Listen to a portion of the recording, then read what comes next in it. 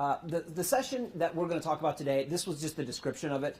We're going to talk about the videos that we produced during the Making Math Matter grant. We're going to give a little bit of history about us, where we came as a district, how the grant started, and really videotaping in the classroom. The overview, because I've always wanted to know when I sit in a session, what are we going to talk about? What's exactly we're going to do? We're going to talk about, again, who we are.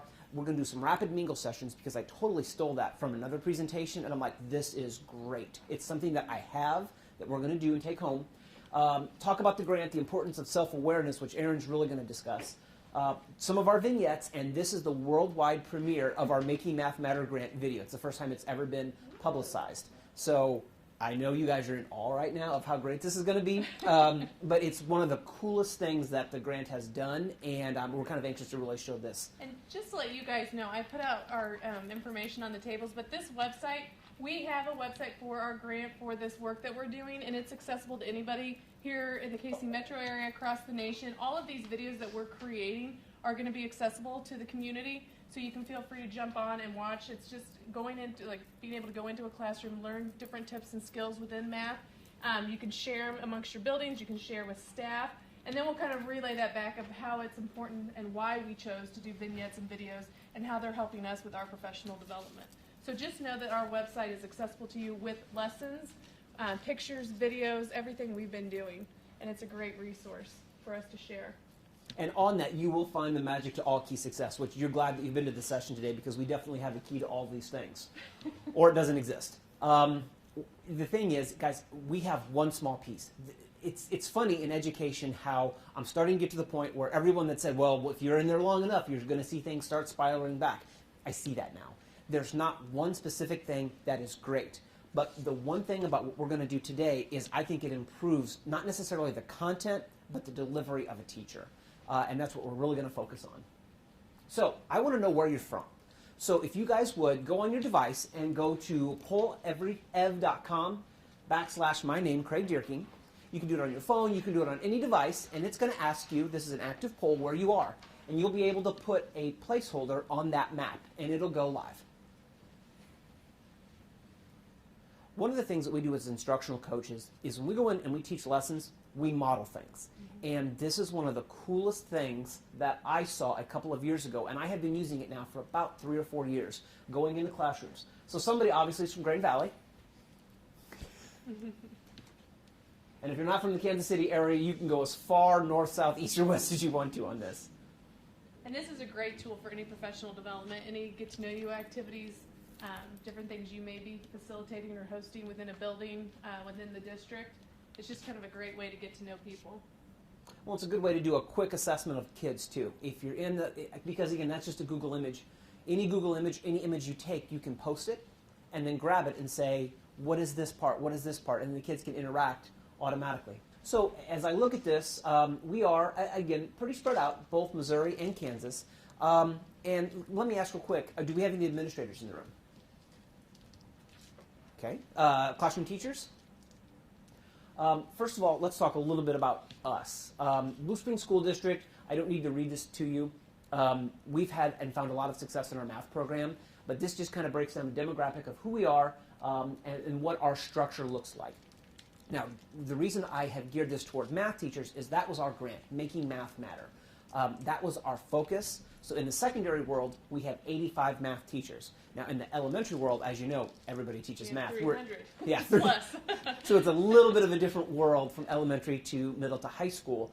But this was the area that we looked at when we applied for and received this MSP grant. Well, I think it's important to know also that we're trying to bridge that gap, and I don't know if some of you face that within your districts or your schools and buildings, bridging the gap of elementary to middle school math and then middle school to high school. Making sure those fundamentals and skills were there that maybe other buildings weren't quite seeing, and making sure that we were getting a continuum of consistency along those paths that we have within our district. The Making Math Matter grant really started in 2013. We did our first 3 years, and we renewed for 2 more. We're at the end of our 2nd year. Again, we have 4 school districts, 2 urban, suburban, and a rural. So currently we are Blue Springs School District, Napoleon, Wellington School District, Center School District, and Hickman Middle School District. So we have that good mix of teachers that is a perfect collaborative crew, because you can't just have the same type of teacher doing collaboration. It's nice to have a diverse group of people that deal with and work with a diverse group of kids. So by bringing everybody together, we have come up with, I think, some amazing solutions. And this kind of was the thought behind, we need to build the content knowledge of that K-6 teacher. Because in middle school, most middle school math teachers have a degree in math. In the elementary, you don't. You may or may not have taken college algebra, but you have to be the master of all content areas. And sometimes math is left behind because depending on what your school is structuring and how you guys set up the ELA courses, the social studies, or science. So what we wanted to do was find something that was very easy to access and to work through teacher content.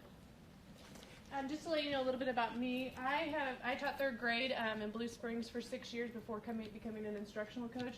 I've been an instructional coach for the last 10 years, and within that role, I told you I've been doing social studies, ELA, and now helping coordinate the math grant. I've also worked on our early childhood grants where we partnered with KCPT and the zoo and brought in resources for our early childhood center. And we are also, both Craig and myself, along with our team, we're adjunct professors for UCM, and we're teaching summer courses so that our teachers can get continuing ed in the summer based off of our initiative and goals. So that's a little bit about me. Pretty much the same story for me. I've been in the school district now for 19 years. I was a classroom teacher for 14. I worked with the SPED department my very first year. And I've been an instructional coach for the past 5 years. I think it's important that you know our background so that you know that this isn't something that we just came up with over the summer and decided to present on. We have seen this trend and pattern that we've been working on for quite a long time. So in the math world, both secondary and elementary, the cohesiveness of our instructional coaches is really, I think, what builds our success in the program. And I really wanted to talk about that. Now, I mentioned to one of you, you know, like, does your district have instructional coaches? I cannot put enough push to how important instructional coaches are to the district and how they're utilized. Obviously, we have one in the back of the room with instructional technology.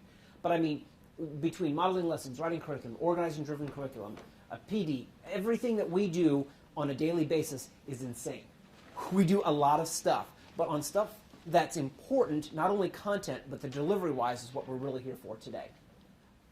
So, guys, what we're going to talk about now are the Making Math Matter vignettes. It's the whole part of the Lights, Camera, Teach that we were discussing. Basically, in the next couple of minutes, we're going to talk about partnering with KCPT. We've already produced 10 vignettes. We're going to show one today. The key focus for us was on the pedagogical elements of successful math instruction, and our projects will be going live starting today. First of all, let's talk about the importance of self-awareness. Okay. I just want to talk with you guys a little bit about why are we videotaping, what's the importance, how do we use that. Our work started in our district a few years back. I don't know if anybody's familiar with Jim Knight. He's out of the University of Kansas. He does a lot on instructional coaching, so that's kind of where some of this background has come from. But Jim has worked closely with us as coaches. He's worked closely with our principals and other administrators in our district on the power of not only coaching and the coaching model, but also on the power of video. And so this took us outside of our comfort zone a little bit as coaches, as teachers, because most of us, when we think about videotaping, you tend to freeze up, you tend to think, oh my gosh, I don't want anybody watching me. We feel really safe in our four-walled room with just our kids. It's easier to present to kids than it is to adults. It's easier not to be critiqued. You know, kids just eat and drink our Kool-Aid all day long, and we feel good. What's been eye-opening is to see ourselves as educators through the eyes of the kids. So many times we're up there presenting and we're sharing and we're giving them information, and we're not always sure why they're not understanding something. Or we have, you know, based on our timelines and our agendas and the expectations put on us by our districts, we feel like we don't have enough time sometimes, and so we're constantly throwing information at our students and trying to move forward. A lot of times when we're stuck in those patterns, we don't stop to reflect on ourselves as educators and what information we're giving to kids. So Jim Knight, and working with our district, suggested the videotaping component. Again, it was not a comfortable experience. Even as a coach, you know, I can stand up here and talk and talk and talk, and I don't realize what I'm saying sometimes to teachers, and even though this is my message and this is my point, I was shocked even videotaping myself and what I saw. So the biggest component for us is to let us see ourselves through the eyes of our students. What are they seeing? What are we giving them? We've had teachers come and say, you know, as a coach, this is how I want your support. I need you to help me work on this strategy. And we've asked several, if we do this, do you mind if we videotape it, even just with our iPads or our cameras on our computers? And some teachers have been okay, some have not. What I have found as a coach is when I have videotaped some teachers, they are shocked, even though we're trying to practice and learn more about a certain strategy, they're shocked in watching themselves, and it's a whole nother ballgame that they want to work on.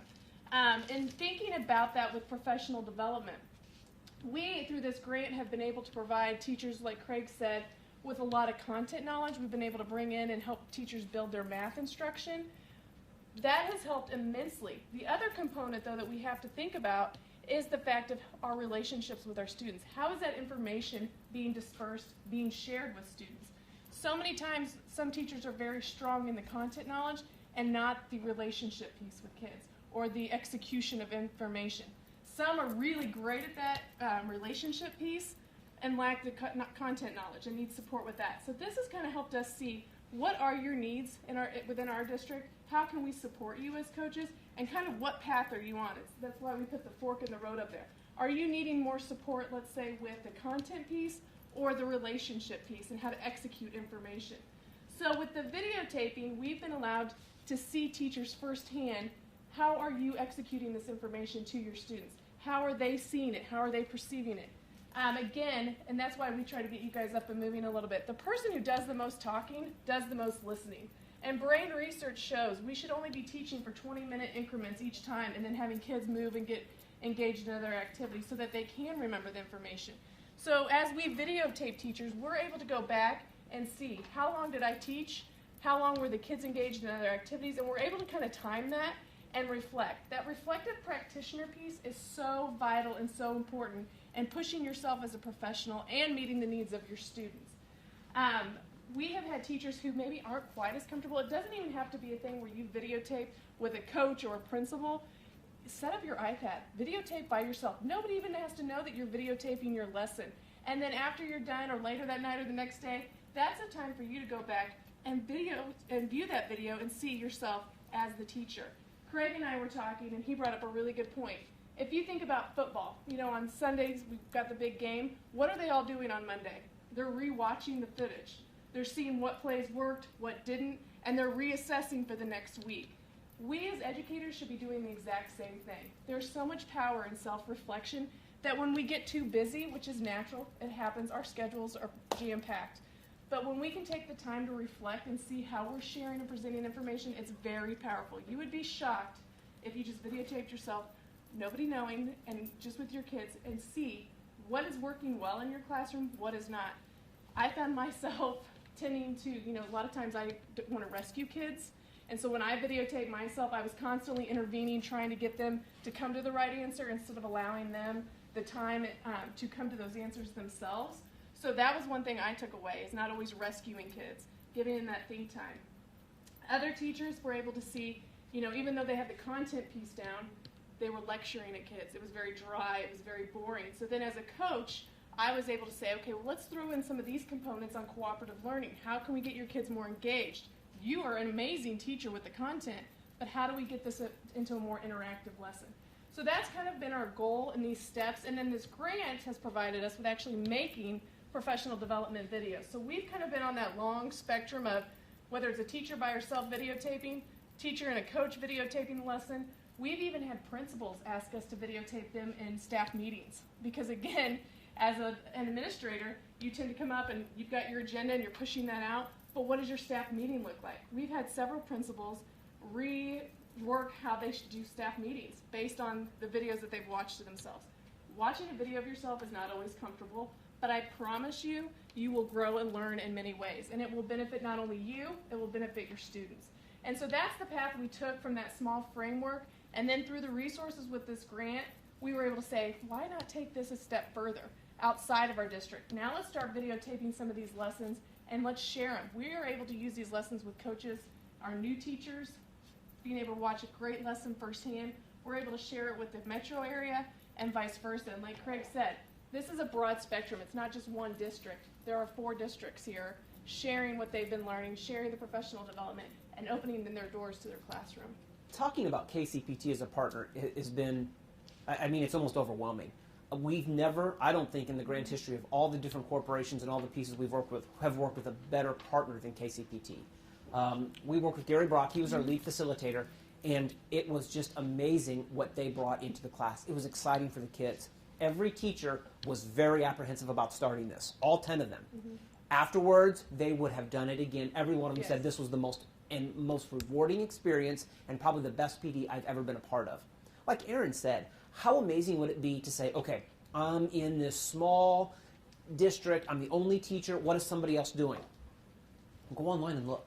Go online and look at the exact lesson that you're going to be teaching that day. And you can look at a demographic that you may not be looking at. You could say, what is the person doing across town instead of just across the hall? It opens the collaborative piece, I think, not only just in the metro, but pretty much across the United States. And I would, just to plug KCPT a little bit more, if you are feeling that isolation or not knowing who to reach out to, because they work with so many districts, they are a great resource as far as putting you in contact with other people. People they've worked with, people they know outside in the metro area. So I would highly recommend getting in contact at any time with Gary, because he's willing to share or get you in contact with people he's worked with that have the right resources for you. Well, even though we had a grant to fund a big part of this, there is millions upon millions of dollars every year given out in grant money. And KCPT will help you find those partnerships as well. And again, with this group, it was just fun. At the end of the day, it was more than just, I'm at work today, I'm going to be moving forward, I'm going to be taping. It was a rewarding experience that you're going to see here in a couple seconds. Kind of with what Craig's saying, I know when we think of grants, a lot of us think, oh, that's a lot of paperwork, that's a lot of writing. You almost are deterred from a grant because of all the paperwork and things that you have to fill out in order to be considered part of that process. I want to highly push or encourage anybody to do it, because even though it takes a little bit of time to try and get the paperwork and the applications ready, what we were able to experience the last 5-6 years with all of the resources has been amazing, that we would not have been able to do had we not taken the time to reach out and go find that. So again, I know sometimes we think grants, we don't have time for that, but the reward is amazing. Touching on the vignettes, again, we did 4 at the Blue Springs School District, and like Aaron said, we ranged it between all the districts and all the grade levels, K through 6. The focus, and again, we've hit on a lot of these pieces before, it was on those elements for the math instruction. We did want to increase those content knowledge pieces. We wanted to create an online PD library. This is just the beginning of where we're starting. The workshop models that we did were in mathematics, even though, again, the grant was structured on math. This content, or the way this structure, could be any content area. And the collaboration between the urban, suburban, and rural districts, it doesn't happen. You know, it doesn't happen where we reach across those 20-mile barriers. So in being able to work and just talk to teachers with different struggles, with different viewpoints, I think truly, collaboratively, as a group, we all got better learning from each other. Totally agree. So without any hesitation. And real quick, before we get this started, because we've been talking about that reflective practitioner piece, kind of view this in a way like if you were watching a teacher, if you were being videotaped yourself, how does this help you reflect on your practices? When we worked with our teachers, they would be like, well, who exactly, what's my audience? And so we kind of had them think of like first-year teachers or beginning teachers, somebody new into the field of education. What all do they want to know when they walk into that classroom? What resources do they need? How can they begin interacting in relationship pieces with their students? So that's kind of the audience we told them to gear this to, but it's going to help the masses across the board. And here is our very first video. This is Amanda Carey. She's 5th grade at James Lewis.